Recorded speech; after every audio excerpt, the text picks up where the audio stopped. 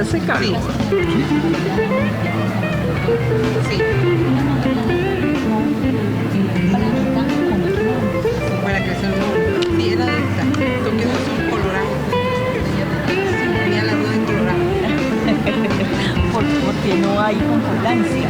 No, porque supongo de dónde. Hoy es el cumpleaños de la Carlos. ¿Ah, sí? Que viene con la mujer para acá. No sabía. Terminando nosotros. No sabía, lo vas a ordenar. Bueno, como viene acá Está muy bien. en el programa, viene Vargas Llosa. Que no entendía. ¿Lo vas a hacer así? ¿Lo vas a hacer así? ¿Cómo estamos? No. sí, viene el escritor Armas, viene la señora Vilca Ahí Choquevica. estamos muchos. Pues aquí está León. Estamos ya. Mira, Juancho, te lo Dígame. dejo. Mire, usted me ha regalado hoy. Eso es Tropicana. Sí, lo sé. Pero no conocía esta novela, chica. Este es un problema grave. Que los libros no lleguen ni siquiera a manos de los amigos, de los escritores, de uno a otro país.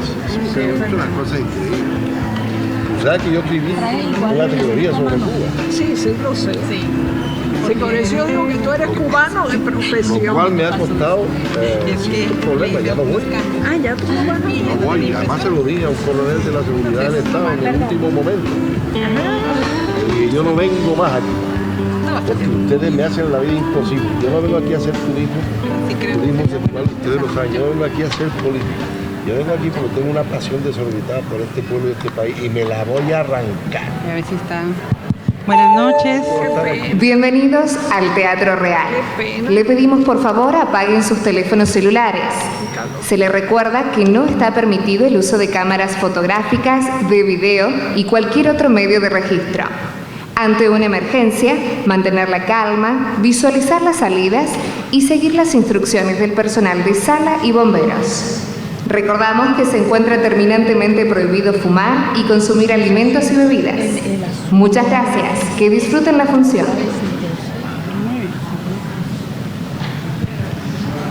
Muy buenas noches a todos. Sean bienvenidos a este panel.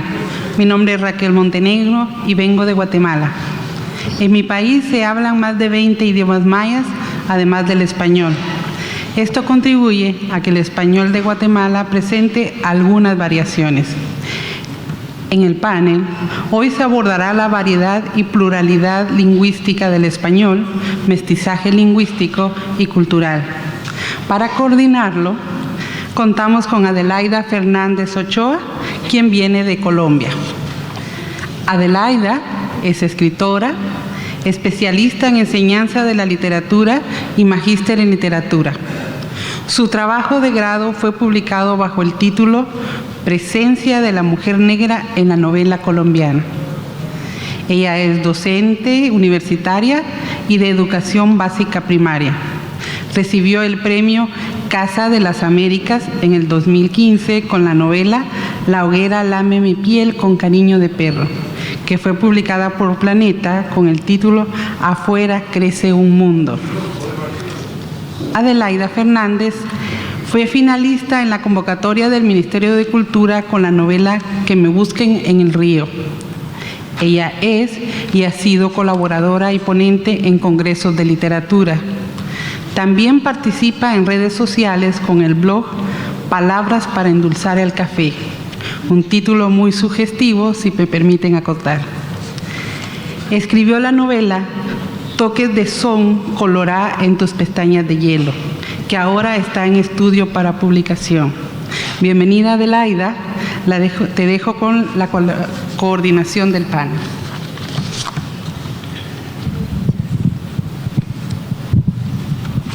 Bueno, muchas gracias. Buenas noches. Ante todo, quiero manifestar mis agradecimientos al Congreso por esta invitación, por la oportunidad de compartir con estos escritores, ensayistas, investigadores tan importantes. Muchas gracias a ustedes por su presencia esta noche en este panel. El nombre del panel es variedad y pluralidad lingüística del español, mestizaje lingüístico y cultural. Cuando me invitaron me sentí muy contenta de que se incluyeran estos temas en un congreso de estas calidades. Al igual que Raquel, en mi país, en Colombia, se hablan 68 lenguas indígenas y 2 palenqueras.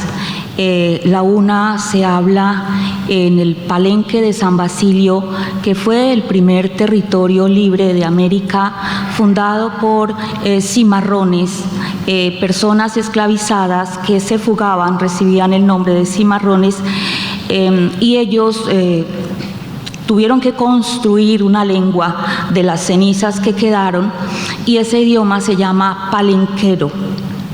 El palenquero es una lengua bien mestiza porque tiene como base lexical el español.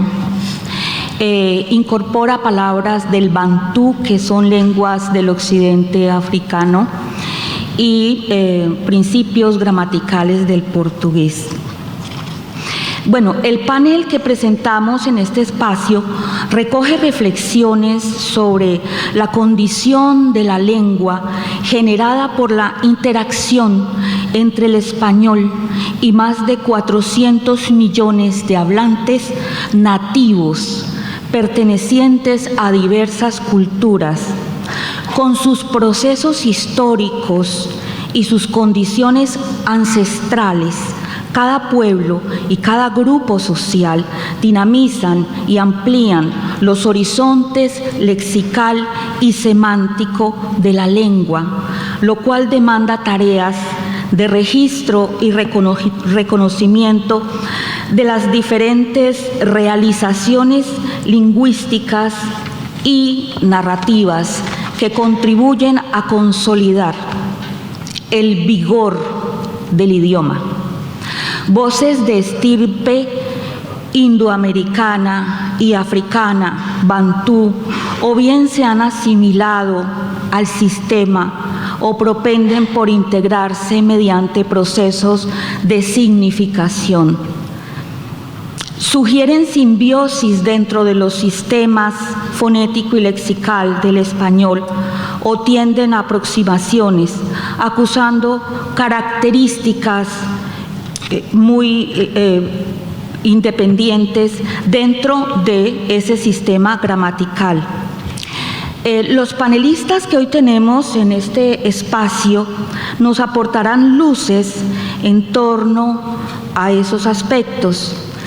Son nuestros panelistas las señoras Magda Choque Vilca y la señora Mayra Montero de Cuba. La señora Choque Vilca es argentina, la señora Mayra Montero es cubana, residenciada en Puerto Rico.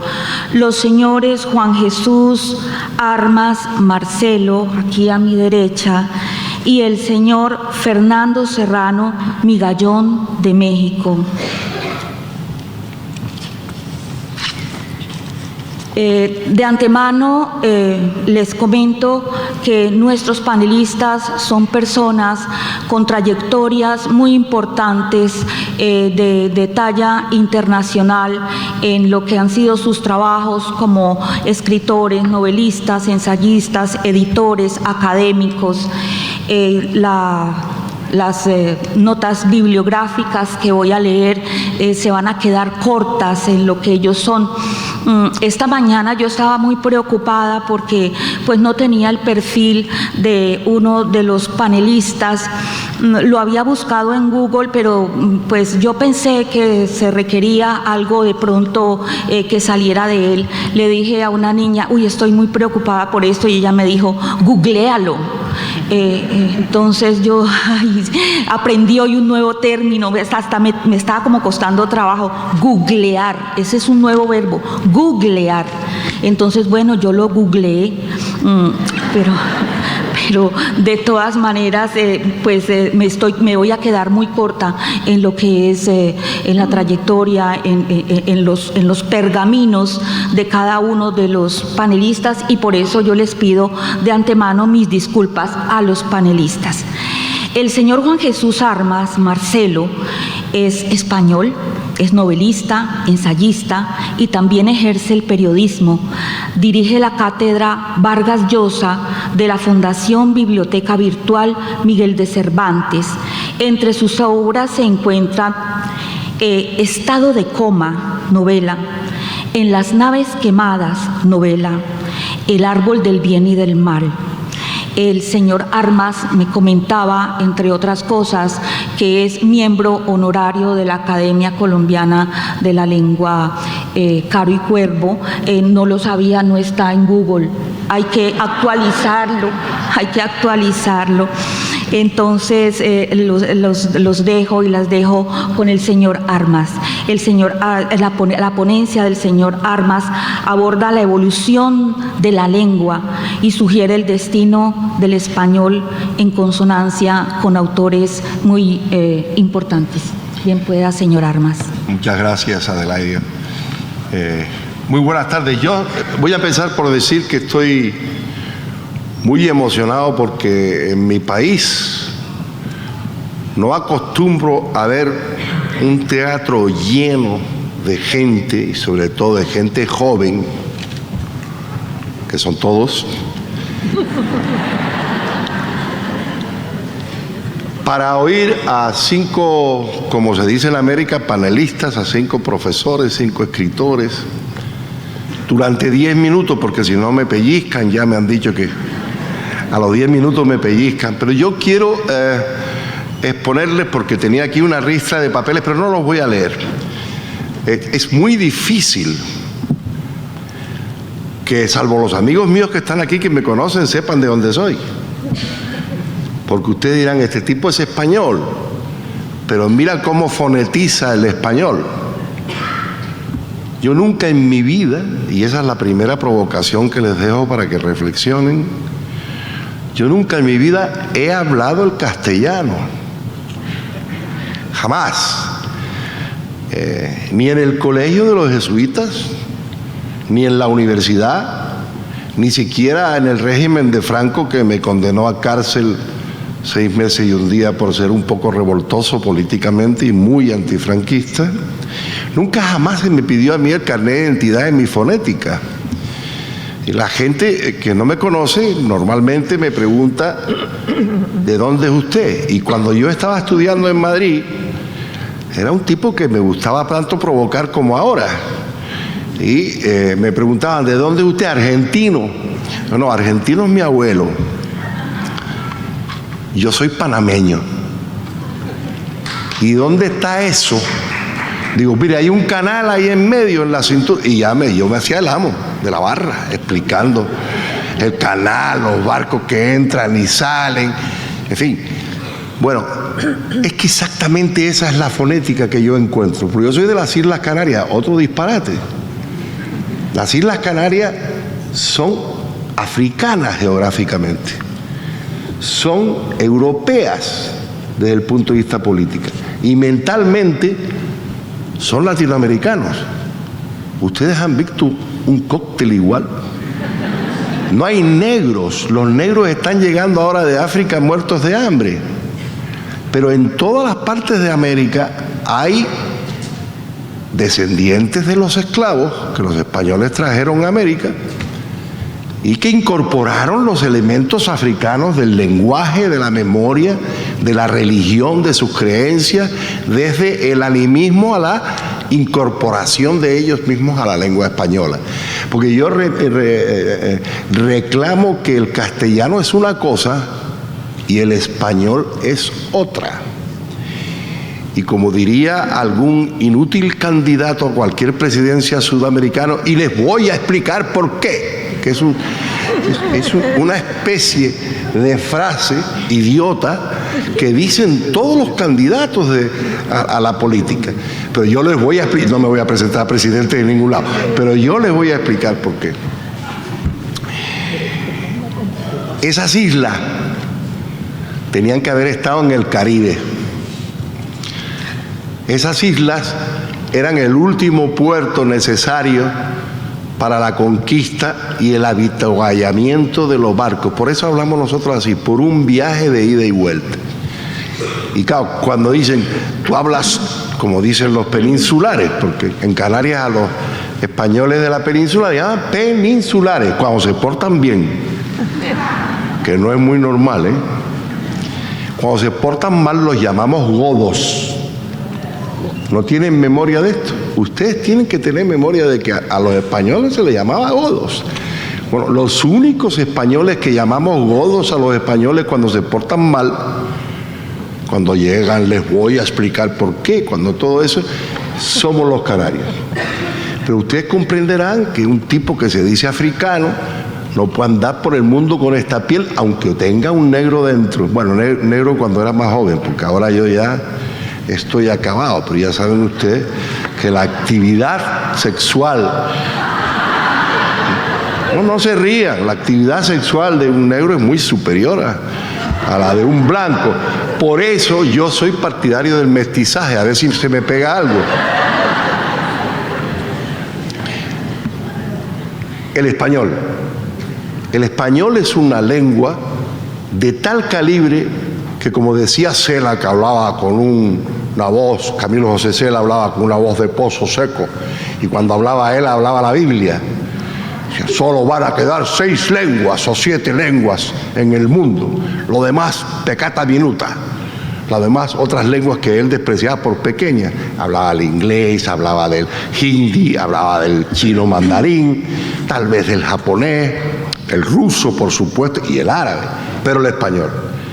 Pero nunca se decía, nunca dijo Cela jamás, cuando hablaba en estos trances, nunca dijo el castellano. Yo creo que la Real Academia, ahora esto que no salga de América, lo que voy a decir, yo creo que la Academia debía reproponer que el castellano, que no es nada más que una denominación de origen, sea castellano para el estudio de la lengua, pero que lo que estoy reivindicando aquí, que el español se llame español en lugar de castellano, sea exactamente el desarrollo desde el origen hasta hoy de lo que es la lengua española. Los españoles siguen muchos creyéndose que son los detentadores, por el mero hecho del origen, creen que son los detentadores, la verdad que soy un español raro, creen que son los detentadores de la lengua y no se dan cuenta que son una minoría que habla la lengua española. Carlos Barral, mi maestro Carlos Barral, el editor, decía que el español que el castellano ya no se hablaba en la península ni los martes a las 5 de la tarde, que es querer decir que era una minoría en determinadas partes de Castilla. La verdad es que el español, donde crece y donde se convierte en una lengua transatlántica, universal, de resistencia, de inmigración, de todos los datos y características que tiene una lengua para convertirse en eterna, es en América. Bueno, y por lo tanto yo tengo que reclamar que Madrid, Barcelona, sí, efectivamente tengan una legalidad lingüística de origen. Barcelona, Madrid, el mundo editorial importante que durante estos últimos 2 siglos, bien. Pero ahora, ¿por qué no vamos a reclamar la misma legalidad en Buenos Aires, la misma legalidad en México, la misma legalidad en Bogotá? ¿Por qué no vamos a...? Porque el español es de todos, es más. Se ha enriquecido y subido a ese carácter transatlántico en América. Yo quiero terminar mis minutos hablando de otra cosa que es muy interesante para el español. Búsquenme ustedes un sitio, un lugar del mundo donde se haya hablado el español de verdad que haya desaparecido. que por razones políticas, por razones de cambios de conquista y de cambios de gobierno e independencia, búsquenme un lugar del mundo donde el español haya desaparecido. Es una lengua visible, incapaz de desaparecer una vez que nace. Es una lengua mestiza. Por ejemplo,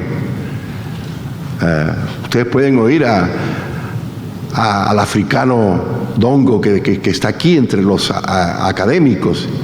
En lo que se llamaba África Occidental Española, que hoy es la Guinea Ecuatorial, se hablaba el español y se sigue hablando el español a pesar de que los franceses, la francofonía, ha metido ahí millones y millones para que se hable francés. Se sigue hablando, sigue abriendo una academia, sigue hablándose igual. El Sáhara español, lo que se llamaba el Sáhara español, que ahora es parte de Marruecos, y espero que no sea irremisible, espero que se declare independiente y que las Naciones Unidas cumplan con sus deberes.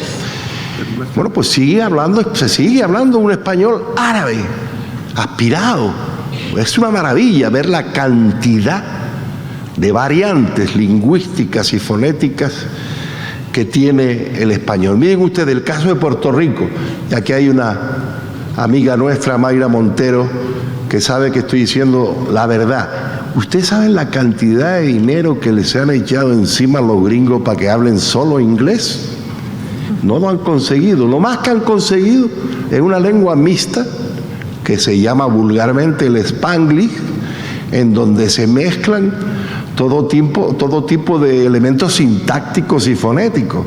Y eso mismo es lo que define el español de Puerto Rico. Está en una novela que yo les recomiendo, que se llama La guaracha del macho Camacho. Ya el título tiene su verborrea, de Luis Rafael Sánchez. Una novela que se publicó en Argentina, la publicó Daniel Divisky en Ediciones de la Flor. Y ahora mismo me acaban de pellizcar muy suavemente diciendo que tengo que terminar. Me voy a tomar un minuto más, pero un minuto. En el año 79 yo oí decir, como ustedes están ahí, estaba ahí y él estaba aquí, oí decir a Dámaso Alonso, que es un gran personaje y un gran sabio de la lengua española, lo que yo les estoy diciendo aquí. No vayan a creer, yo plagio constantemente, pero al final soy honrado y digo de dónde vengo y lo que digo. Y Dámaso decía, era director de la academia, decía, sí, ayer fue castellano, hoy es español, e indudablemente mañana tendrá que llamarse hispanoamericano. Miren, acabo diciendo lo que yo estoy de acuerdo con Dámaso Alonso. Muchas gracias.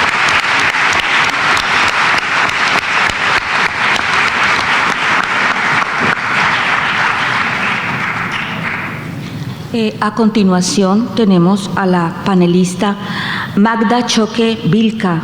Ella es argentina, es ingeniera agrónoma, descendiente del gran cacique Viltipoco de Tilcara.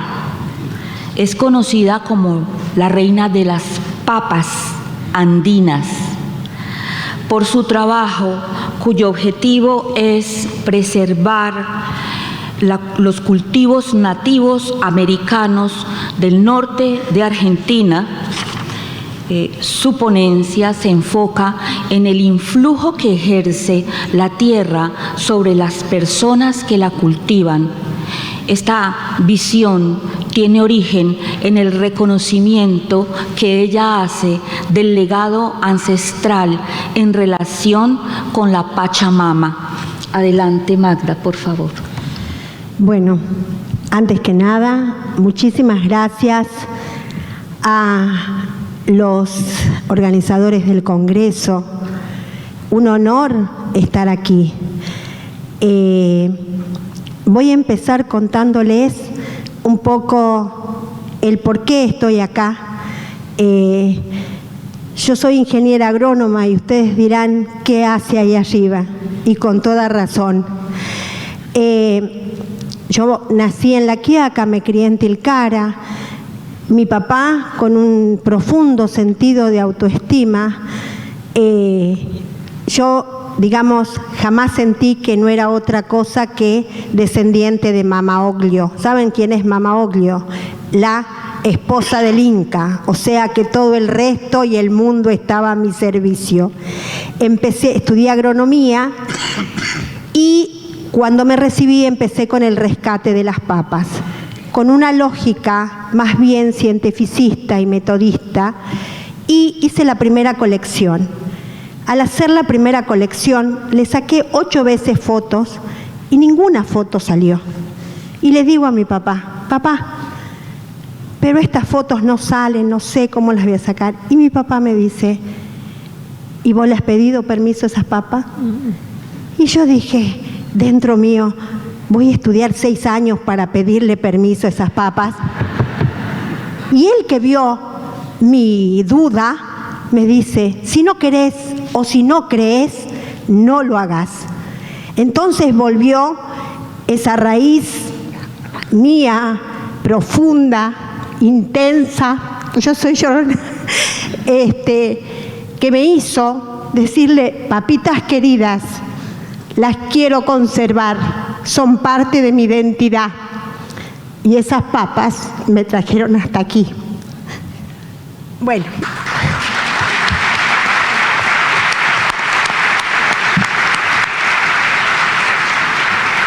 Las papas me han enseñado muchas formas de construir el conocimiento.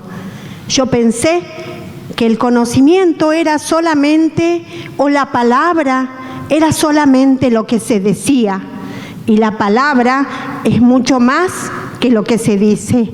Uno podría decir papa o podría decir maíz, y sin embargo, en esa sola palabra no está incluida toda esa variedad de papas y toda esa variedad de maíz, ni todo el destino y el saber que hay detrás de esas papas y detrás de esos maíces. Esto también me hizo visibilizar que la forma de construir nuestra cosmovisión, y en esa la comunicación y en ella las palabras, van involucradas otros procesos que tienen que ver con nuestro ser, con nuestro estar y con nuestro sentir. El hacer para nosotros va de la mano del ser, porque somos haciendo. Cada una de esas papas tiene su vocación. Entonces, cuando uno dice, esta papa es atemporal o es de riego, está diciendo palabras que implican, son con la lluvia o son con el riego. Cada una de las palabras que se dicen en la ruralidad involucran procesos de vivencias muy profundos que por ahí no suelen ser traducidos literalmente, o no se pueden traducir literalmente, porque si yo les diría papa a cada uno de ustedes, en su imaginario seguramente habría diferentes construcciones y no todas tendrían que ver con lo mismo. Por otro lado, esas palabras y esos vocablos también tienen que ver con la identidad y el sentir. Y en esto, los modismos o los regionalismos que tenemos los jujeños, en mi caso los salteños, por ahí han pasado por un proceso, para ser correctos, diría, no tenidos en cuenta, por no decir descalificados. Cuando nosotros vamos del campo a la ciudad y le decimos, deme ese caramelito chiquitito y un poquito, automáticamente ya saben que somos del interior, porque hablamos en diminutivo. Y eso tiene diferentes características. Ni qué decir cuando nosotros decimos, me comí un tostado. Eso en la escuela significa, está mal hablado, porque no corresponde. Y no voy a poner en juego porque no soy lingüista, pero digo que nuestros modos también tienen que tener algún lugar en esta forma de comunicar. En esto de trabajar con los cultivos, me di cuenta que la cocina es lo que más acerca a la identidad. Y en esto encontré que la cocina nuestra, la cocina regional, la cocina que en un bocado, al igual que una palabra, traduce un sinfín de sensaciones, emociones, percepciones e identidad, no está asociada con la lengua, y es más, hay muchos temas que tienen que ver con la cocina que están muy asociados para ser concomitante con la persona que me antecede, con el erotismo, con la sexualidad, con el placer, con el deseo. Y bueno, empecé una pequeña recopilación de lo que tiene que ver con la cocina y las palabras. Está rico, dulce, todas esas palabras que a nosotros nos traen percepciones desde la cocina. Y en esto, tratar de hacer dialogar los saberes de la escuela y de la universidad con los saberes locales, en donde las palabras tienen diferentes percepciones de un lado y del otro, pero no son antagónicas, se complementan, se construyen y se reconstruyen.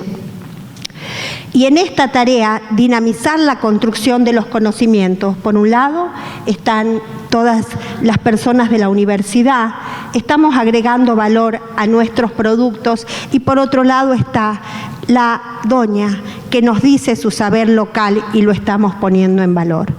El desafío, ¿cuál es? Hacerlos conversar en la alegría. El saber, la lengua, no están distantes de la alegría, del goce y del disfrute. Y en esto, nosotros los jujeños somos muy fiesteros. Siempre nos dicen, ¿y cuándo trabajan ustedes? Ustedes viven de fiesta. Y está bueno vivir de fiesta trabajando. Y también, ayer sentía en los discursos, celebrar la palabra, disfrutar la palabra. Y me parece que la comunicación y el poder decirnos lo que sentimos involucra eso, disfrutarlo. Esto es una feria del trueque, en donde el trueque son otras formas de la reciprocidad, son otras formas de transacción, de interacción, que por ahí no están contabilizadas o no están en la mercantilización de la vida, pero que tienen que ver con nuestras raíces comunitarias y con el arraigo que tenemos de todos nuestros pueblos originarios. Palabras como tamales, locro, calapurca, si acá hubiera bolivianos, peruanos, colombianos también, mexicanos, cada uno tiene una percepción de lo que significa, y no siempre lo que significa es lo mismo. Hay un gran diccionario de los textos y las etimologías de don Lácides Moreno de Colombia, que explica muy bien cómo cada una de estas palabras la adaptó a su lugar, pero entendemos perfectamente de qué se trata. Los retos son construir en la diversidad, generar alianzas que nos permitan hacer diálogos de saberes y soñar que a partir de nosotros, estas diferencias que aparentemente se ven, las grietas, pueden llegar a refuncionalizar a partir de pensar que qué hermoso es que seamos diferentes, porque es el principio de la tolerancia y el principio de la paz. Voy a regalarles dos partes de la gran poesía que hay en el norte argentino.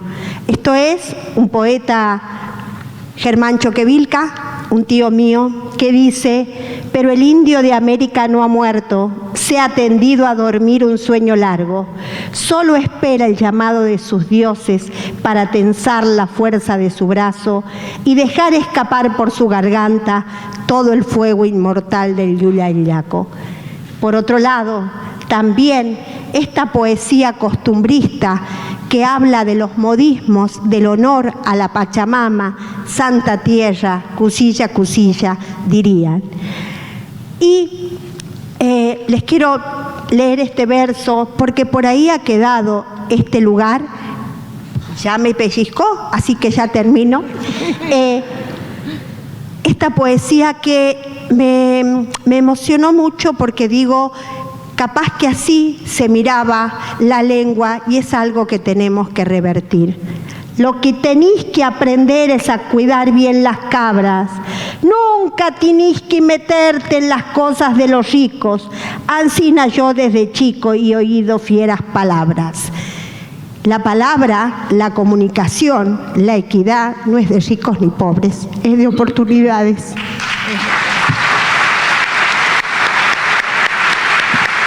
Un derecho, tan solo reclamamos que nos dejen decir lo que sentimos, que no se encadene el pensamiento.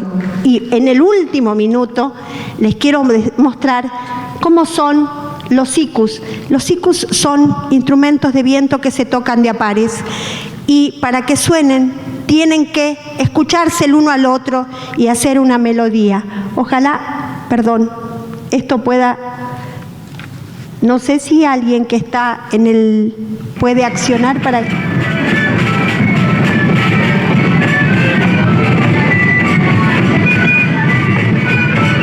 Son los sikuris que van de a pares, que todo el mundo los puede tocar. Ojalá que podamos hacer una gran melodía hispanoparlante, latinoamericana, en la paz y en la tolerancia. Muchas gracias.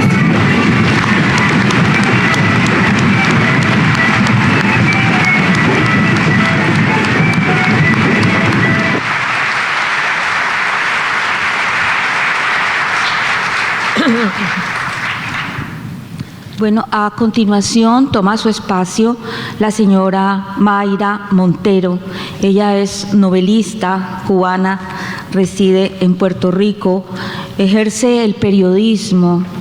Entre sus novelas están La última noche que pasé contigo, La trenza de la hermosa luna. Fue ganadora en la convocatoria La sonrisa vertical con la obra Púrpura profundo.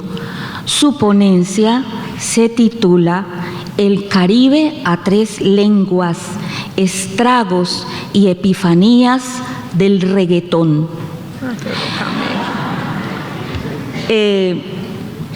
Nos hablará del reggaetón la escritora Montero como un agente de transformación del español que tiene en las redes sociales un canal importante para proyectarse hacia otros países de Latinoamérica y regiones de Estados Unidos. Bien pueda, señora Montero. Gracias. Buenas noches, buenas tardes. En realidad el título cambió un poco, es Reggaetón y lengua, estragos y epifanías del género, los casos de Bad Bunny, Sima Funk y Nati Natasha. Antes que nada, les ruego que vean un breve vídeo en el que aparece primero el puertorriqueño Bad Bunny, para los que no lo conozcan, vas a tener el gusto. Astuto, provocador, con un lenguaje corporal y un discurso que ha conectado de forma inédita con millones de jóvenes en el mundo entero. El segundo, pero van a estar identificados, es Sima Funk. Es un cubano del que Fito Páez dijo que es el futuro de la música alternativa en el continente. Nati Natasha, dominicana, escogí uno de cada isla, tiene el gran mérito de haberse destacado en un género machista por excelencia. Ha habido otras antes que ella, y hay 3 o 4 más que considero interesantes, pero esta ha sacado buen partido de las plataformas digitales y tiene un estilo nada complaciente. Después de verlos, perdonen que estoy ronca desde que llegué aquí. Después de verlos, les diré por qué hablo de reggaetón en un congreso de la lengua española. Con ustedes los 3 reggaetoneros. Dime si te acuerdas de todo lo que hacíamos hasta que saliera el sol. Baby, dime si te acuerdas de cuando chingábamos hasta dentro del ascensor. Baby, dime si te acuerdas de todo lo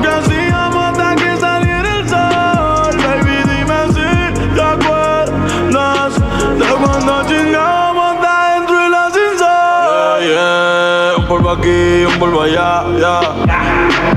Tú siempre estás puesta para una huella, ya. Mira, tremenda infladera la tuya. Si yo no te di la confianza, llegas haciéndote la pilla. Y cuando yo ataco te espantas. Estoy pa' formarte desorden y tú estás en la bobería. Mira muchachita, responde que estoy pa' tu caso la mina. Ay, ¿cuál es la guara? Si tú no vas a hacer nada. Gucci, y yo loco por hacerte Gucci. Calentando la jugada pa' luego echar pa' atrás. Y yo loco por hacerte cuchi, cuchi. Ay, ¿cuál es la guara? Si tú no vas a hacer nada. Si tú no vas a hacer nada, ¿pa' qué tú estás? ¿Pa' qué tú estás? Andas calentando la jugada. Te dio por eso, por gusto y pa' nada. Esta nena no te sale gratis. Te tiene que joder pa' bajarme el panty. Yo puedo ser tu baby o tu chica nazi. Como quiera que la ponga a mí me sale fácil. Me paso todos los días chequeando tu foto. Si eras el autor de los corazones rotos. Mi vaca con cualquiera que quiera la voto. No brego con menudo, súbete a mi moto. Oh, oh, oh, oh, na, na, na. Oh, na, na, na, Amantes de una noche. Oh, na, na, na. Oh, na, na, na. Después de las papas, esto es un poco violento, pero bueno. ¿Por qué hablar de un tema presuntamente musical en un Congreso Internacional de la Lengua? Pues por la sencilla razón de que para mí este fenómeno no va solo de música. Se trata de un tsunami sociolingüístico que ya no puede ser ignorado por los estudiosos del idioma, ni por los académicos, ni por aquellos que trabajamos la palabra escrita y la ficción, y estamos al tanto del español que se habla en la calle. En mi caso, en las calles del Caribe. Y quiero aquí que se ha dicho que soy cubana y vivo en Puerto Rico. En realidad yo me siento más puertorriqueña que cubana. Bueno, las dos cosas. Soy anfibia. A principios de este mes tenía la oportunidad de oír a un estratega musical que contaba cómo hace una década él se aprovechó del momento en que las disqueras se negaban a grabar reggaetón para dar el salto a las plataformas digitales e impulsar la carrera de quienes más tarde serían los monstruos del género. Todos esos que ya hoy son viejos como Daddy Yankee, Don Omar, Vico C, Tego Calderón, que me encanta, el propio Residente. Este estratega, que entonces era un joven de 18 años, hoy tiene solo 28, se dio a la tarea de crear páginas de vídeos en línea y lanzar medios digitales independientes. Asegura, y yo lo creo, que su compañía mensualmente acumula 2.000 millones de visualizaciones.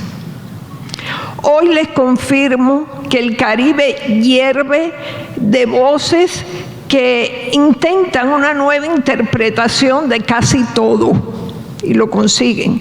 El sexo, la cotidianidad, la muerte prematura, el carpe diem, muy importante para ellos, para los reggaetoneros, el vivir el día, el momento. La política menos. Pero, por ejemplo, René Pérez, a quien me imagino que conocen, Residente, ha sido siempre un animal político. Todo lo cual repercute en el español que hablamos, en el nuestro, el de las Antillas Mayores y el de las comunidades hispanas en Estados Unidos. Lo que han venido anunciando, los que han venido anunciando el fin del reggaetón desde hace 30 años, ven como ahora se transfigura en el trap y una hornada de nuevos artistas se afinquen en algo con lo que no se contaba: el alcance incontenible de las plataformas digitales. Hoy mismo, mientras leo estas líneas, hay multitud de jóvenes japoneses ululando. Estamos bien, todos los míos están bien, que es el gran éxito de Bad Bunny. La lengua española, si bien reconozco que en su forma más burda y soez, se escucha y se canta fonéticamente en Kiribati, el primer país del mundo que desaparecerá con el cambio climático. Y sé porque tengo un amigo que va a Kiribati y me dice que oye el reggaetón. Son las paradojas, los claroscuros de un género donde a veces el ritmo es realmente, en algunos casos, valioso, pegajoso, pero que no existiría sin los planteamientos osados que lo caracterizan. El apasionado y exitoso maridaje entre las plataformas digitales y el reggaetón lo ha revolcado todo. Se trata de un avispero al que, lejos de temer o desdeñar, tenemos que acercarnos. Y los teóricos de la lengua tendrán que hacerlo con los mecanismos que tengan a mano, bien sean los mismos que han usado para estudiar otras influencias, otros peligros que se han cernido sobre el idioma, o con herramientas nuevas, más abiertas y desprejuiciadas. Yo soy una simple novelista con el oído en tierra, una simple observadora de generaciones boricuas, cubanas y dominicanas que de pronto reivindican un pancaribeñismo donde intercambian todo tipo de giros idiomáticos con una fuerza que no han tenido movimientos políticos, corrientes literarias, confluencias culinarias o cualquier otro fenómeno de la cultura popular. En la famosa escuela Lenin de La Habana, una intermedia de élite para los mejores expedientes del país, el reggaetón es religión.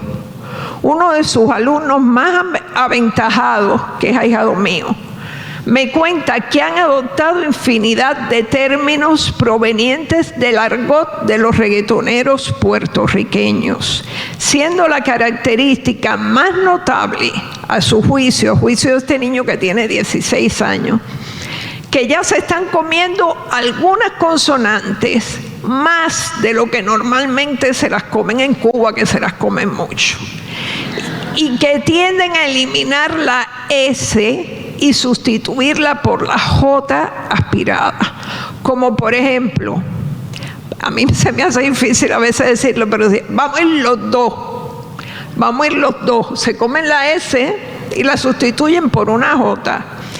El propio gobernador de Puerto Rico se le escapa así al propio gobernador, es un hombre joven y el soundtrack de su vida, ¿ya? Qué rápido se fue. Son las primeras generaciones de reggaetoneros. Por otro lado, me queda un minutito. Por otro lado, el participio del verbo poner van a tener que analizarlo bien los académicos, porque ya en el Caribe todo el mundo está puesto para las cosas. Esa acepción del verbo, para mí, originalmente cubana, la han adoptado alegremente los reggaetoneros y traperos puertorriqueños, enriqueciendo el significado. Yo no estoy puesto ni un poquito para ti.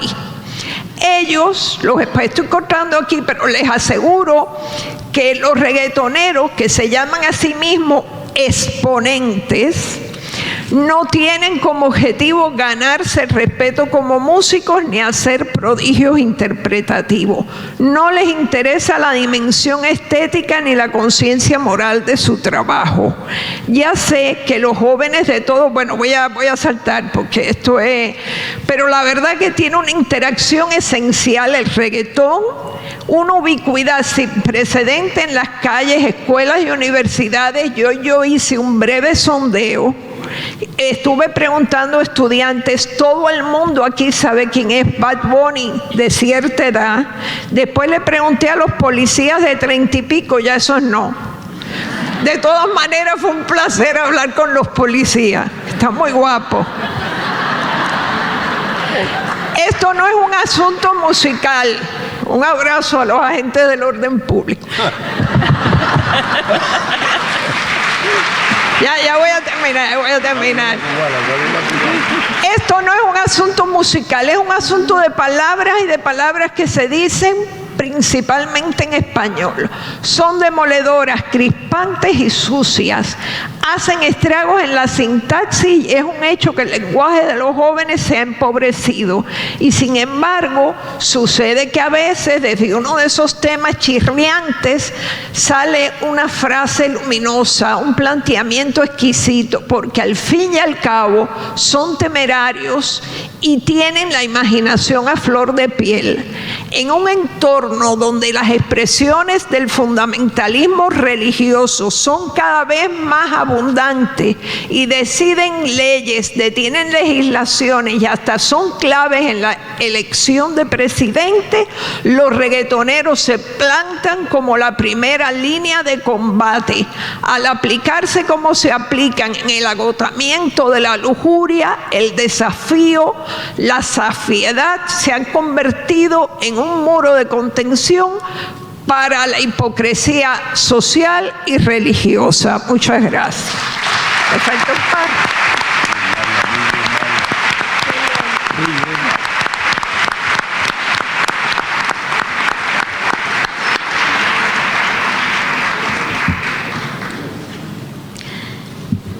A continuación, toma la palabra el señor Fernando Serrano Migallón.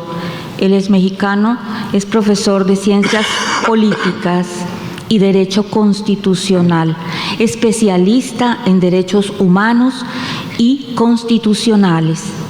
Está vinculado como miembro de la Academia Mexicana de la Lengua desde 2006. La ponencia del señor Serrano Migallón refiere cómo dos grupos humanos expulsados de España, el primero en 1492 y el segundo en 1939, trataron de conservar rasgos del habla peninsular cuando estuvieron en los países de acogida. Adelante, señor Serrano Migallón.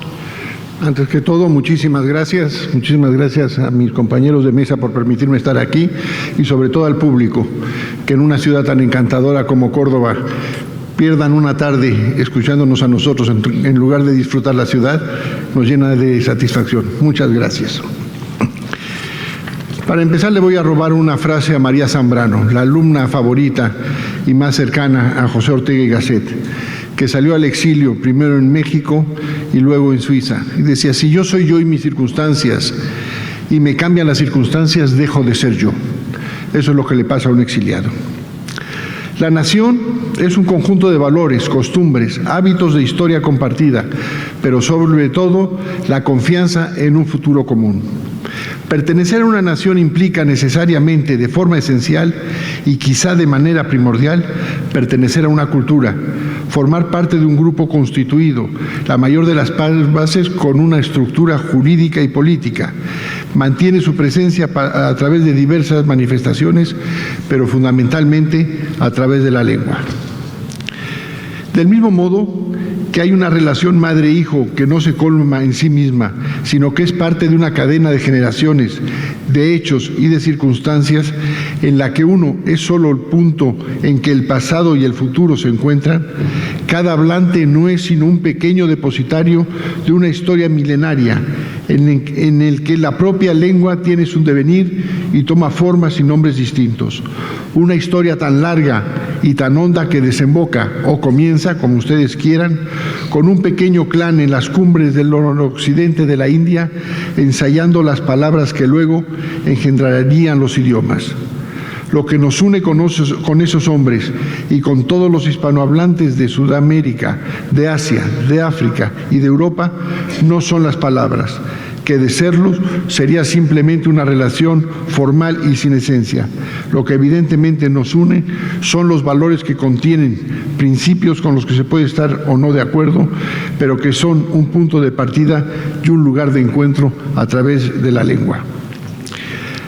La lengua de cada uno depende de ese universo próximo que le corresponde vivir, con sus peculiaridades, su significado y su historia. Se puede presentar el caso de que existan dos formas de expresarse en un mismo idioma y que podían convertir a quien las empleaba de manera inconsciente e imperceptible para ellas mismas en una suerte de sujetos bilingües hablantes de un solo idioma. Entre ambos extremos se enriquece la vida y entre ambos nace la necesidad de comprender y cultivar ese mecanismo de identidad que es la lengua. Varios ejemplos paradigmáticos de lo que significa el idioma para quienes salen de su solar de origen y se ven obligados a adaptarse a una nueva situación es el caso de los judíos, de los inmigrantes latinoamericanos hacia Estados Unidos, y hay que hacer énfasis por su importancia social e impacto económico el producido por el exilio cubano en Miami. De entre todos estos, quizá el más significativo es el de los judíos expulsados de España por la llamada Reina Católica y el exilio republicano español de 1939. Los judíos fueron expulsados de España el 31 de julio de 1492 en virtud del absurdo edicto de Granada que estableció la obligación de abandonar el territorio español a todos quienes no profesaran la religión católica, salvo aquellos que se convirtieran al cristianismo. La mayoría de los sefaradíes optaron por el exilio y tuvieron que ser recibidos en el Imperio Otomano, en Marruecos, Túnez, Holanda, norte de África o Europa Central. Los judíos llegados al Imperio Otomano eran de nivel social y económico superior al de las poblaciones nativas, lo cual permitió que pudieran conservar la lengua, las tradiciones y las costumbres que llevaron con ellos a lo largo de 400 años.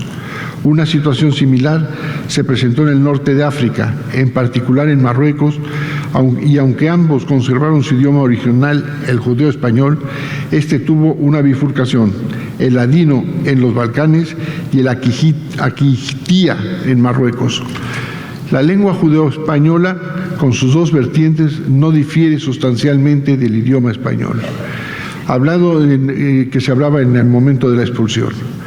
Aunque, como sucede en cualquier grupo, los rasgos específicos, sobre todo el léxico religioso o de costumbres, instrumentos y vestimentas hebreas, era particular a ese grupo. En la actualidad, el judeo español tiene una gran cantidad de vocablos arcaizantes en relación con el idioma actual que se habla en Hispanoamérica.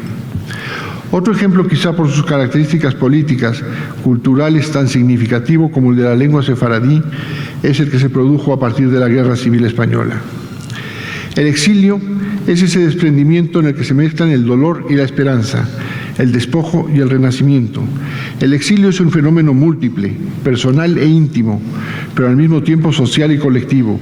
Es un hecho político e histórico que pone en evidencia la irrupción de la violencia en la vida pública, la irracionalidad en las relaciones y el hecho, perverso al fin, porque en el Estado que persigue a quienes por su naturaleza debía proteger, hace que tengan que salir al exterior.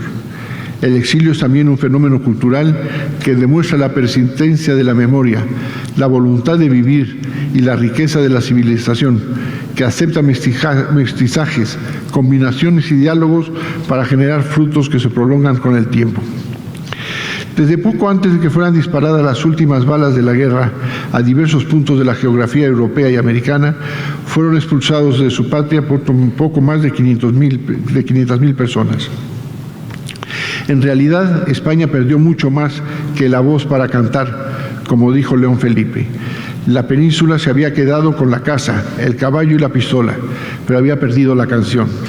Dejaron en el territorio español un gobierno legítimo, un sector importante de sus maestros universitarios, casi todos los científicos y casi todos los intelectuales.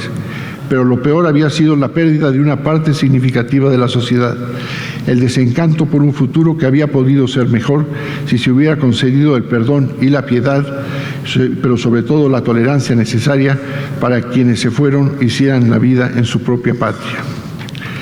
México había y es tradicionalmente un país de asilo. Desde antes de la independencia, a finales del siglo XVIII, eran muchos los que se acogían al ambiente político más abierto que se vivía entonces en la llamada Nueva España. frente a lo que ocurría en otras colonias. Esta situación se prolongó a pesar de las vicisitudes políticas e históricas que sufrió el país a lo largo del siglo XIX y una vez consolidada la Revolución Mexicana. La España peregrina en México estuvo constituida por 18,000 o de entre 18 y 20,000 familias que hicieron de México una nueva patria, un pueblo que nunca dejó del todo la patria que habían sido obligados a abandonar y que fueron integrándose al nuevo país del que muchos ya no quisieron jamás volver. Esta posibilidad de doble expresión en ambas formas, distintas ambas y correctas también, pero diferentes, que hacen que la lengua española sea y siga siendo un misterio, un enigma que surge en el momento en que se tiene conciencia de vivir dentro de un idioma múltiple, al grado de parecer muchos distintos, sin saber por qué en un ámbito los chícharos eran guisantes, el betabel se denominaba remolacha, mientras que en otro, en la calle el bocadillo, era denominado torta, y si en familia alguien abordaba un autobús, entre los amigos, fuera del ámbito familiar, se tomaba un camión. El plural del tú en el ámbito español era vosotros, en tanto que en el otro era ustedes. El vosotros modificaba la conjugación de los verbos en México, dándoles una forma que fuera del hogar solo se concebía en los cuentos de hadas y para los documentos antiguos. De manera automática y por muchísimo tiempo inconsciente, se usaban ambos modos de manera espontánea y según el lugar en que se encontraran. Pero no había conflicto, había riqueza, y si alguna lección quedó de aquel tiempo, es que todo en la existencia son palabras que los nombran. El idioma que allí se hablaba en España era distinto al que se hablaba en México, no solo en las palabras mismas, sino en los temas, en los términos. Al tocino se le llamaba bacon, término que no se hablaba antes del año 39. Al camarada o al amigo, tía o tío. Al bocadillo, bocata. Y así el verbo conjugado junto con el respetuoso usted había prácticamente desaparecido para dejar su lugar a un generalizado tú. Una nueva coraza envolvió a la lengua hablada. Un nuevo círculo que aislaba y afirmaba su intimidad y sus valores se transformó en una lengua misteriosa y aislada, tan antigua y lejana como el ladino de los sefaraditas. Se convirtió en un conjunto de símbolos para el ejercicio de una alquimia sentimental que solo se usaba dentro del grupo de exiliados. El ser humano crece y madura en la justa medida en que toma conciencia de su idioma. El niño aprende a diferenciar la forma de utilizar las palabras y el idioma de manera inconsciente. Las palabras encarnan en su mente como parte del ambiente y van dando sentido a su forma de apreciar el mundo. Al crecer, adquiere conciencia de los diferentes tonos, giros y formas del lenguaje. Aprecia de manera clara la importancia de expresarse y en la medida en que esa conciencia se hace parte de su persona, comprende el contenido cultural, social y humano de las palabras de las que pronuncia y sobre todo de las que escucha. En ambos casos, el del judeo español en sus dos vertientes, ladino y aquitía, y el hablado por los asilados españoles de 1939, tienen similitud en su origen, su función, y son, entre otras muchas características, un emblema de las sociedades que los utilizan. Al no haber sido nunca armonizados por una programación lingüística, siempre han sido, son y serán objeto de controversia y de curiosidad, empezando por su propia denominación.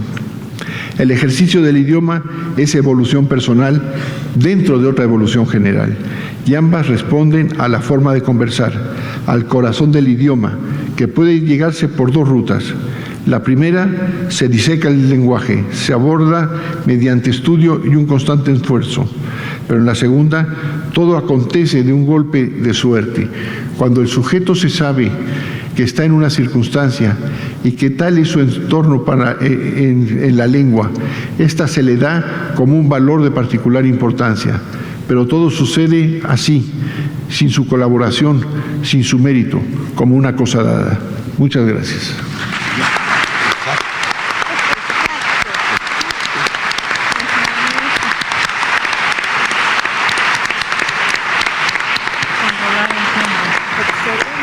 Usted se encarga de dar el tiempo a los alumnos, ¿sí? ¿O yo les hablo?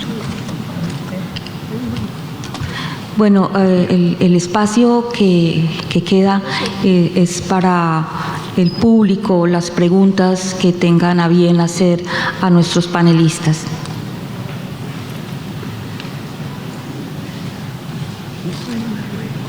Todos al mismo tiempo, no, de a uno, de a unito. Por acá hay una. Ya viene el micrófono. Yo es para la disertante Montero. Personalmente yo soy profesora de letras. A mí me maravilló, yo trabajo con adolescentes y me maravilló la postura ante el género reggaetón. ¿Cómo termina? No sé si lo pronuncio bien. ¿Cómo termina usted con la conclusión en cuanto a que de alguna manera rescata que se plantan con desafío y lujuria como un muro de contención para la hipocresía social y religiosa? Yo lo que me preguntaba era si obviamente en esa visión plural, en esa pluralidad lingüística que implica el género, obviamente quien se queda fuera es la voz de la mujer, ¿no? En definitiva esto es, y no quiero hacer un planteo feminista acá, pero en realidad en esa pluralidad queda exiliada, para retomar lo que dijo el disertante último. O sea, yo me preguntaba, si no se da a conocer a través del género, la ciudadana común, puertorriqueña, caribeña, o sea, ¿cómo lo vive? ¿Cómo vive el quedar afuera dentro de esa pluralidad, ¿no es cierto? Lingüística, yo imagino que social y cultural, o lo acepta como algo propio de una sociedad machista que se da a conocer a través de la palabra. Ya, pero antiguamente, digamos en la vieja generación de reggaetoneros, había pocas mujeres. De hecho, había una que es Ivy Queen, a la que ahora le acaban de dar un homenaje, y yo creo que fue muy duro para ella. Pero ahora cada vez hay más mujeres. Yo traje una, pero está la Cardi B, está la Kenny no sé cuánto, hay una cantidad de mujeres, más las que se pegan de otro género, porque lo que ha ocurrido con el reggaetón, que como tiene tanto éxito, viene gente. El otro día yo veía un concierto de reggaetonero y digo, ¿y qué hace aquí Pedro Capó? Se están colgando cantantes de otro género, y entre esos hay mujeres. Está la Jennifer López ha grabado, me parece que Shakira también. Se están sumando, y con planteamientos fuertes. Nati Natacha dice, te tienes que joder para bajarme el panty.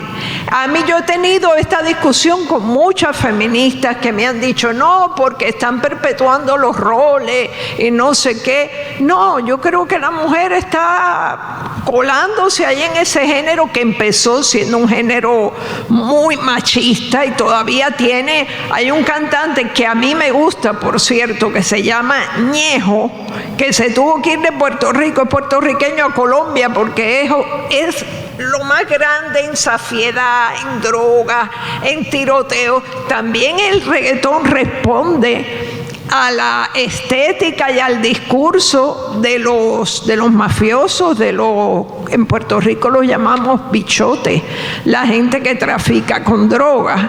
Pero poco a poco se han ido derivando a temas de amor, como por ejemplo Bad Bunny. Bad Bunny tiene un tema que se llama Amor Foda, que a mí me parece una joya. Una joya, tiene su palabrote y qué sé yo, pero tiene unas imágenes y una melancolía y una cosa que les recomiendo que lo oigan. Y él habla mucho del cuerpo de la mujer. Tiene otro que se llama, creo que No me digas más bebé, que es una mujer que la van golpeando en la escena. Y entonces le hace un planteamiento, no me digas más bebé, ahí es que dice que tú sabes que yo no estoy ni un poquito para ti. ¿Y qué tú haces aquí? Vete para el carajo, cosas así. No te creas. Yo creo que no está la mujer totalmente desvinculada del fenómeno. No. Sí. Y cada vez se vinculará más, eso espero yo. Esta pregunta es para Juan Jesús. Usted dijo que España, cuando se instala en un país, difícilmente se va. No me lo diga porque ya sé lo que va a preguntar. Sobre Filipinas. Claro.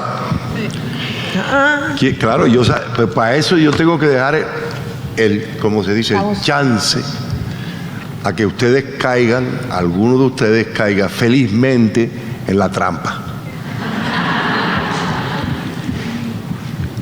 Yo tengo la teoría, pero no es mía,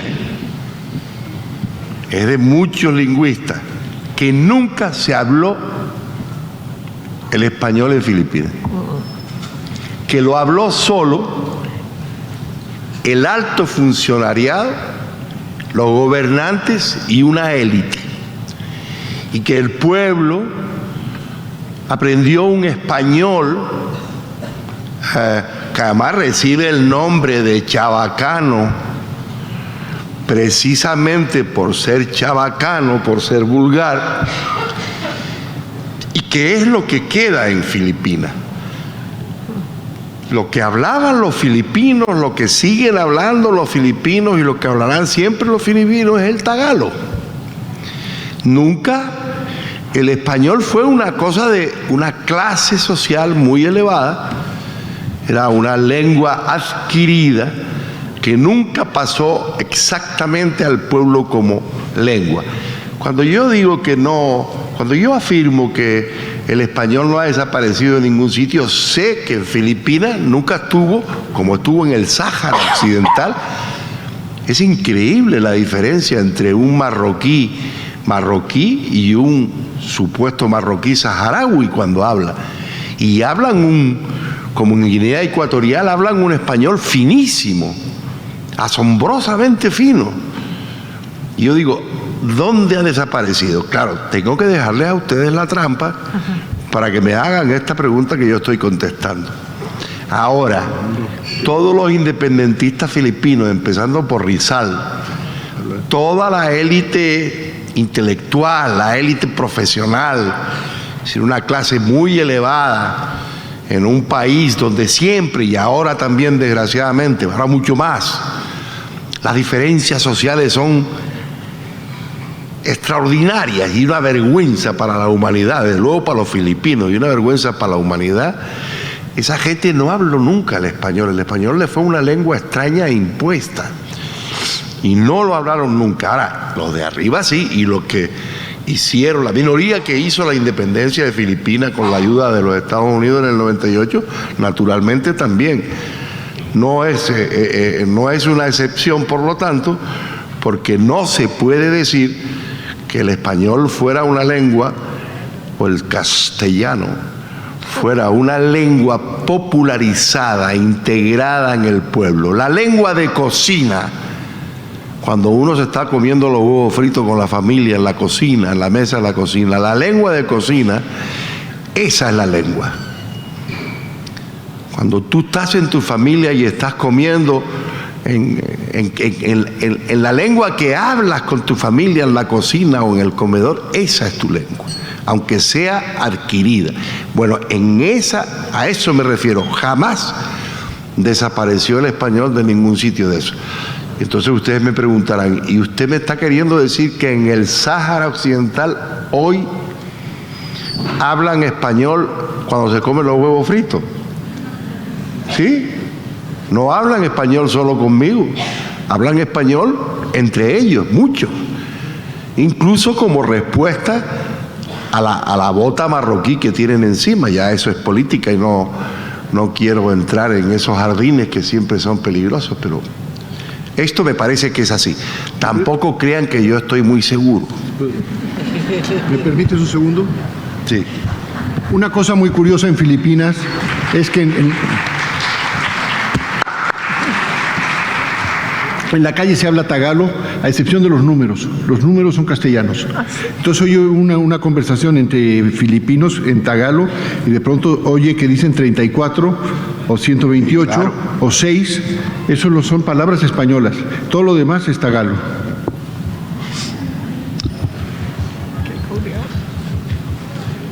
Por acá. ¿El micrófono? ¿El micrófono para la señorita? ¿Quién se robó el micrófono? Llevaron el micrófono. Acá para la señorita.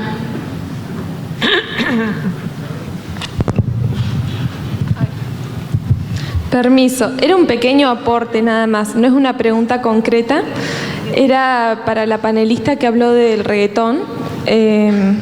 Yo cuando fui a Colombia, fui a Cartagena y hablé con un taxista muy joven que nos contaba que en Bogotá no había conseguido trabajo y estaba al borde de la miseria, y en Cartagena sí consiguió trabajo de taxista, fue lo único que consiguió.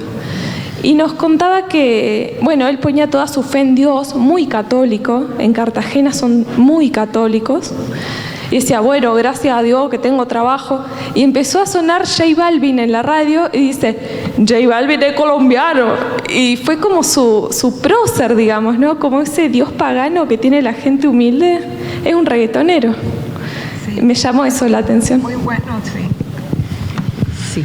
Y ellos entre ellos, tú ves todo lo que hablan, toda esa cosa terrible que están agotando, que es que se comen, se destruyen sexualmente, hacen de todo, y después tienen unas familias idílicas con una esposa que les tiene la bota puesta encima, 2 o 3 niños. Así es Daddy Yankee. Daddy Yankee lleva, yo qué sé, 20 o 30 años casado, tiene sus niñitos, Vico sí es abuelo ya, y mantienen unos matrimonios largo. Es una cosa increíble, es una cosa muy curiosa. Yo quiero aclarar que, o sea, yo esperé mucho personalmente esta ponencia de ustedes, porque me interesa en particular el tema. Creo que con respecto a su cita de Dámaso Alonso, en que le imprime este dinamismo realmente a lo que es nuestro idioma, le quería preguntar 2 cositas. Una es el concepto de mestizaje que usted entiende, mestizaje cultural y lingüístico, obviamente. Y por otra parte, cómo a cualquiera, o sea, a alguno de ustedes, quiero decir, respetuosamente, en alguno de ustedes, si podía tener alguna visión sobre esta pluralidad que a veces, por cuestiones de género, cómo se inscriben las modificaciones.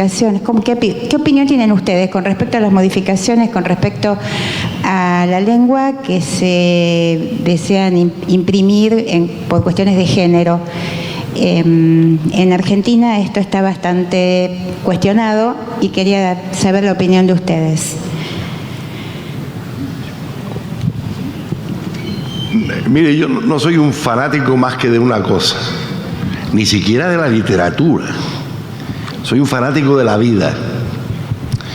Y soy un fanático, como diría Balzac, yo pertenezco a la oposición.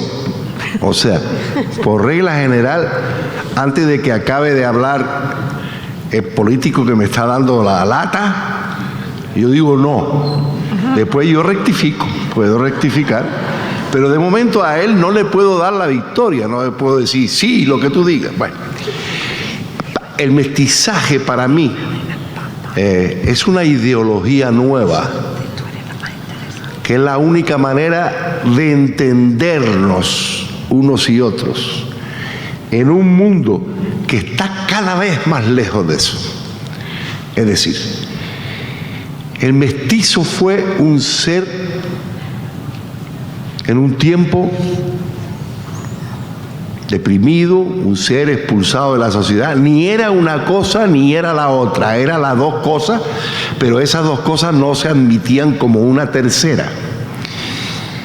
El mestizo hoy, el mestizaje hoy, no es solo cultural, es político, es intelectual y es de todo género, lo que podríamos llamar integral. Ustedes saben que hay una larga pelea desde hace mucho tiempo en los términos siguientes: multicultural.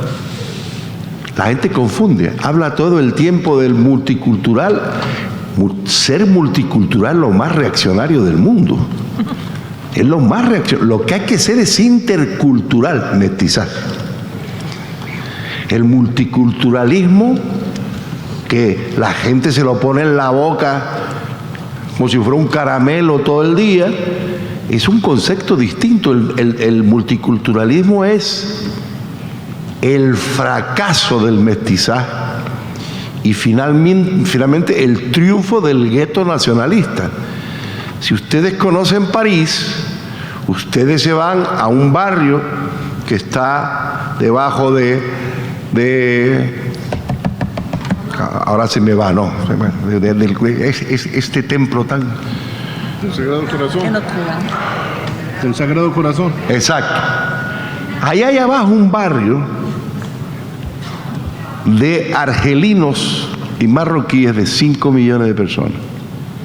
Entre usted en ese barrio, no pasa nada, pero usted es diferente. Usted no es del barrio. Triunfa el barrio, triunfa el gueto, triunfa el nacionalismo, triunfa la diferencia en contra.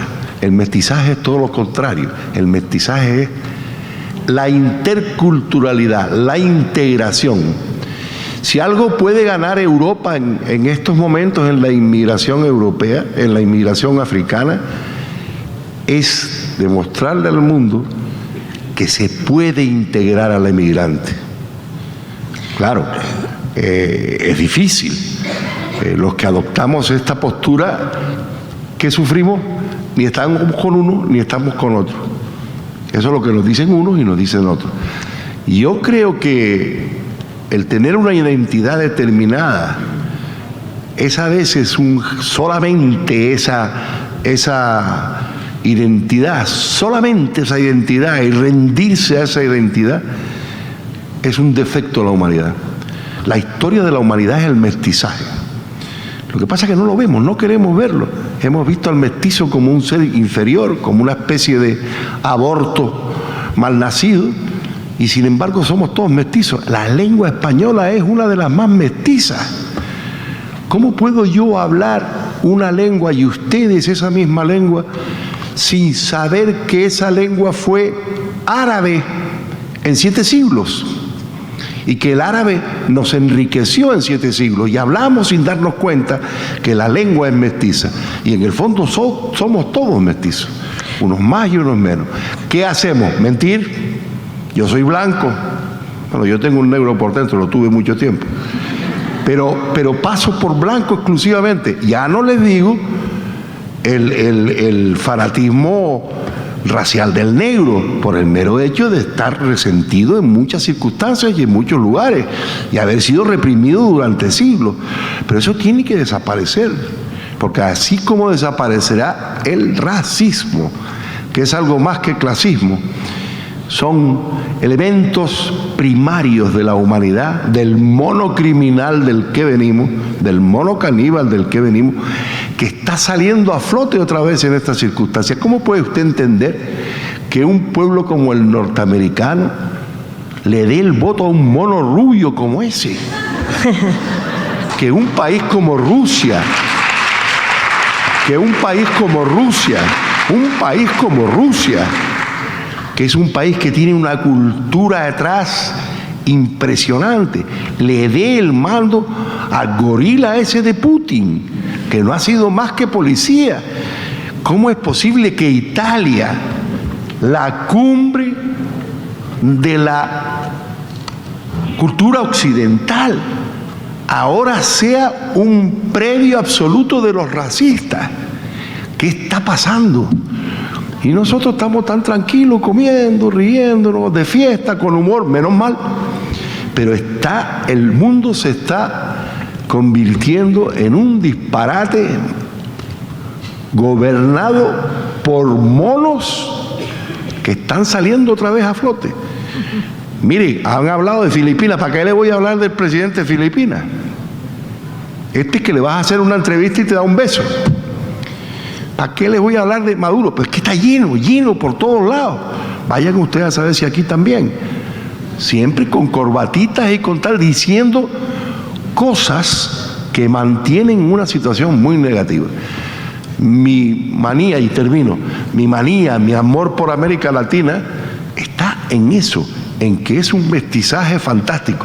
Cierto, físicamente en unos sitios salió mejor que otros.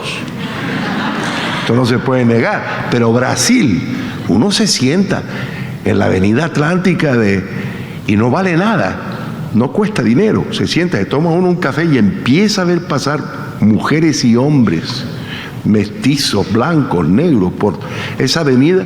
Y eso es un espectáculo maravilloso. Claro, son guapísimos en la inmensa mayoría. ¿Y en Cuba qué me dicen? O de Cuba, ya saben ustedes, no es el chiste, eso fue verdad. La negra, y acabo, la negra maravillosa de 20 años, que iba caminando por el malecón y atrás venía un negro en una bicicleta. Y cuando la vio se quedó, claro, como me hubiera quedado yo, eso no es cuestión del negro, eso es cuestión de la cabeza. Y cuando la vio, le pasó cerca, la miró, y la negra bamboleándose genialmente mientras caminaba como si estuviera bailando. Y cuando pasó por alrededor dijo: oye, negra, no me muevas tanto la cuna que me despiertas al niño. Ya está.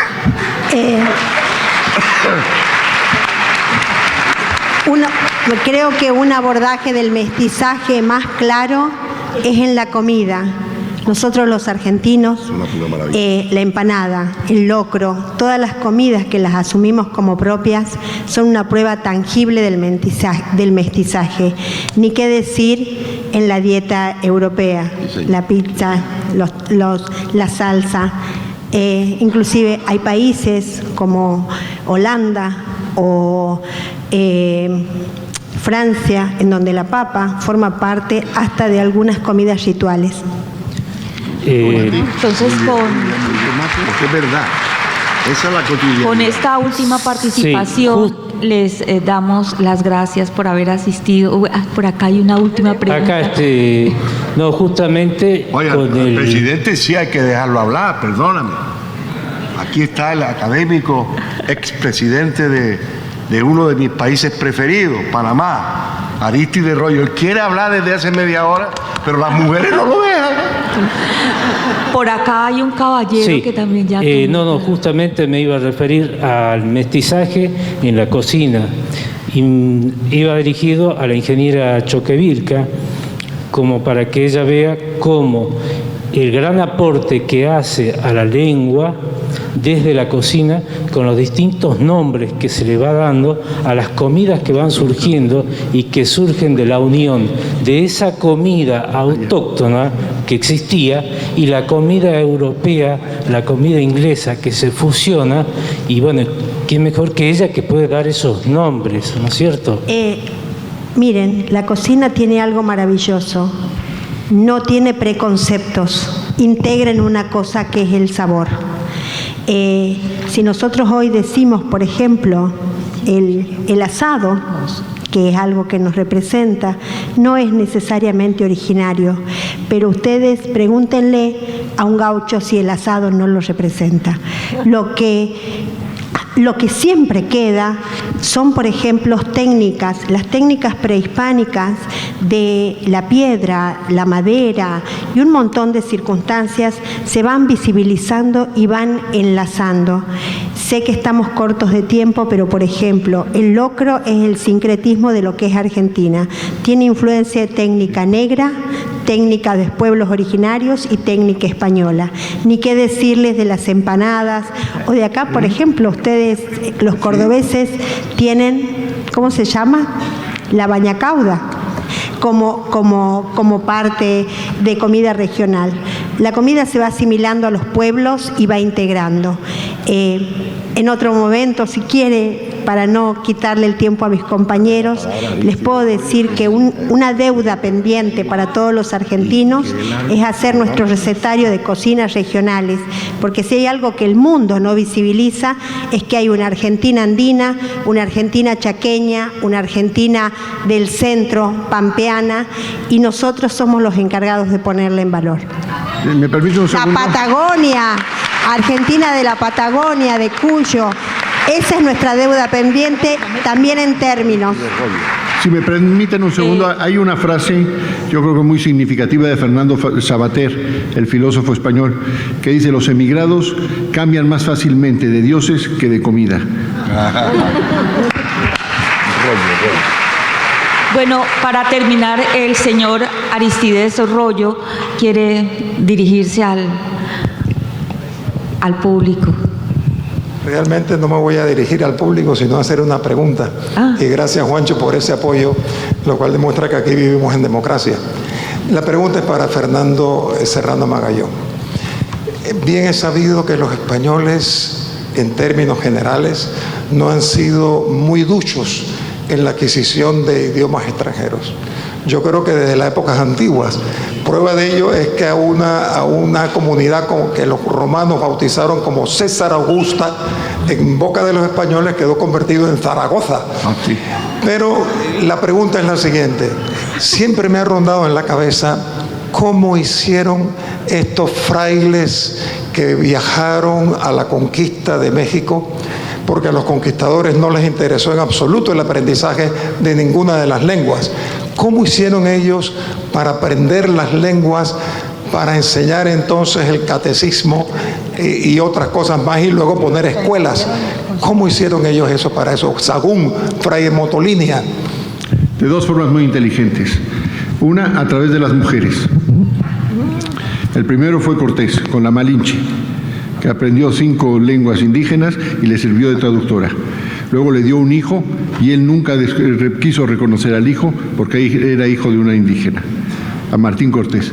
Y luego, en todos los términos naturales, no solo aztecas, sino en toda le ponían el nombre de un santo español al pueblo. Entonces era San Bartolo, Naucalpan; San Pedro, Actopan; San Juan, Iztaccíhuatl; Santiago, Tlatelolco. Usaban los términos, sobre todo religiosos, uniéndolos a los términos indígenas. Y un pequeño aporte. La comida tuvo mucho que ver, el cómo nombrar a los productos y a los procesos, porque por ejemplo el proceso de mixtamalización es un proceso, digamos, la diferencia entre lo que se lleva a América a Europa y lo que se lleva de Europa a América. El maíz llega a Europa en la edad del medioevo, pero no se lleva el proceso de la mixtamalización, y al no llevarse causa problemas en Europa. Entonces la comida también es un lazo muy importante, y sobre todo, por ejemplo, en la comida conventual, los dulces fueron una forma también de dominación hacia el ejercicio de la obediencia. El dulce tiene estrategias, digamos, a partir del dulzor en la cual se doblegaba algunas voluntades. Y los recetarios de las monjas tenían recetas para la venta y recetas para consumir en casa. Las recetas para la venta llevaban 20 huevos y las recetas para casa llevaban 40. A uno se le ponían 2 kilos de almendras y a otro se le ponía medio kilo. Entonces, para vender y para consumir. Y luego la cantidad de productos que salieron de América: las papas, el aguacate, bueno, el tomate que aparte originalmente era amarillo. Por eso en Italia se llama pomodoro, manzana de oro, y no eran daltónicos los italianos. Fíjese, y termino yo también, y acabamos que nos quitan la plaza. En el único lugar de España donde la papa sigue siendo papa y no patata, es en Canarias.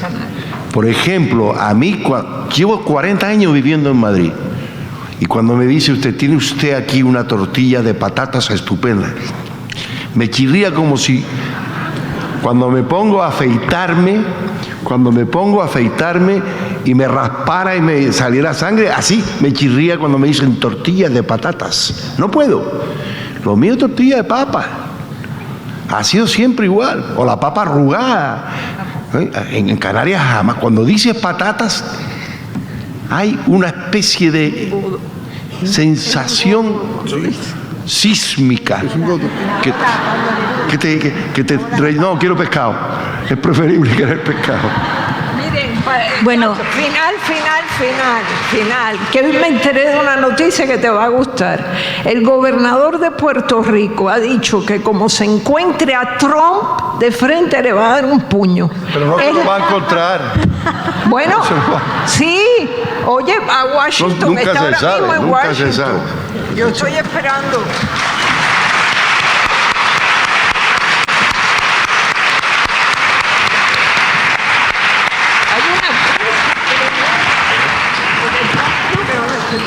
No le interesa.